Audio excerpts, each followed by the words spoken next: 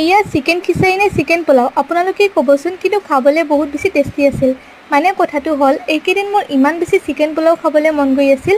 যোৱাকালি ৰাতি মাংস আনোতে মাক মই কৈছিলোঁ অকণমান মাংস মোৰ বাবে থৈ দিবা। মায়ে আকৌ 4 পিচ মাংসহে থৈ দিছে। একো নাই, মই অকলেহে খাম, হৈ যাব। মাংসখিনি উলিয়াই লৈ তাত আদা, নহৰু, জিৰা গুড়ি, ধনিয়া গুড়ি, চিকেন মছলা, হালধি আৰু অকণমান দৈ দি মাংসখিনি মেৰিনেট কৰি আধা ঘণ্টাৰ বাবে থৈ দিছোঁ। ইপিনে আকৌ মই বাকী বস্তুখিনিও যোগাৰ কৰি ল'লোঁ। যিহেতু কুকাৰত বনাম, কুকাৰটো অকণমান গৰম হ'ব দি তাত তেল দি লং, এলাচি, ডালচিনি, তেজপাত আৰু পিঁয়াজখিনি ভজা হোৱাৰ পিছত মেৰিনেট কৰি থোৱা মাংসখিনি দি দিলোঁ। মাংসখিনি অকণমান ভজাৰ পিছত তাত মই আলু আৰু নিমখো দিলোঁ। এইখিনি বস্তু ভজা হোৱাৰ পিছত মই তিয়াই থোৱা চাউলখিনি দি দিছোঁ। তাৰপিছত পানী দিলোঁ। যিহেতু মোৰ পানীৰ পৰিমাণটো অকণমান বেছি হৈছিলে, আপোনালোকে মিলাই পিনে দিব। অকণমান ঘি দি মই ঢাকনখন মাৰি দিলোঁ আৰু এয়াই হৈ গ'ল মোৰ চিকেন পোলাও।